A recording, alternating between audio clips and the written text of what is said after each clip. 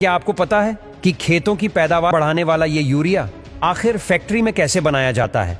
वैसे तो एटमॉस्फेयर में 98% नाइट्रोजन होता है, लेकिन प्लांट्स को ग्रो करने के लिए हमें और ज्यादा नाइट्रोजन की जरूरत पड़ती है, जो जड़ों के रास्ते से हमारे पेड़ों में जाता है। और इस जरूरत को पूरा करने के लिए हमें फर्टिलाइजर की जरूरत पड़ती है।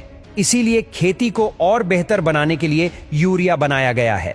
दोस्तों, जब यूरिया को खेत में डाला जाता है तब मिट्टी नाइट्रोजन देती है, लेकिन कई लोगों के मन में यह सवाल आता है कि यूरिया बनाने में कौन कौन सी चीजों का इस्तेमाल किया जाता है।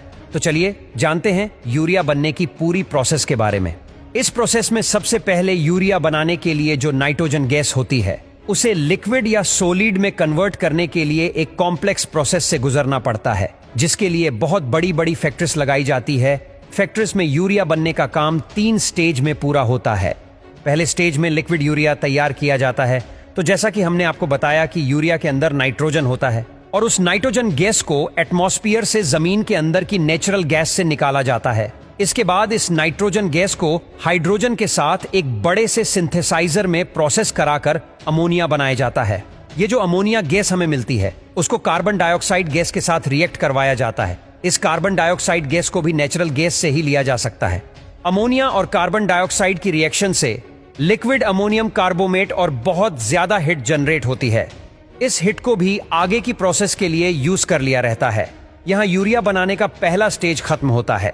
सेकेंड स्टेज में लिक्विड अमोनियम कार्बोमेट में और ज्यादा टेम्परेचर ऐड करते हैं ताकि उससे पानी को अलग कर दिया जाए। और आपने कभी देखा होगा कि यूरिया बहुत ही बारीक दाने जैसे होते हैं।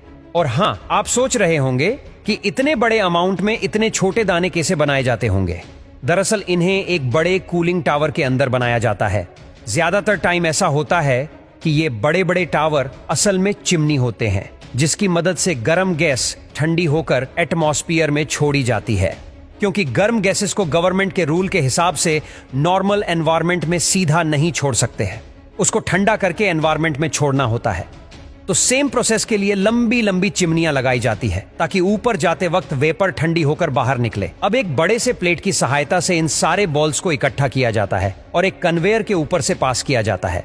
इसके बाद इस यूरिया का कॉमर्शियल यूज ना हो पाए, इसी वजह से उसके ऊपर निम का स्प्रे किया जाता है। तो इससे 2 फायदे होते हैं। एक तो निम के स्प्रे के बाद यूरिया को दूसरे किसी प्रोसेस में यूज नहीं कर सकते, और दूसरा, निम अगर जमीन के अंदर जाता है तो जो भी खतरनाक बैक्टीरिया होते हैं जो प्लांट को खराब कर सकते हैं वो प्लांट के पास नहीं आते। इसी वजह से यूरिया के दाने पर निम का स्प्रे कर दिया जाता है और फिर 5 किलो का वजन करके यूरिया को पैक करके मार्केट में पहुंचा दिया जाता है।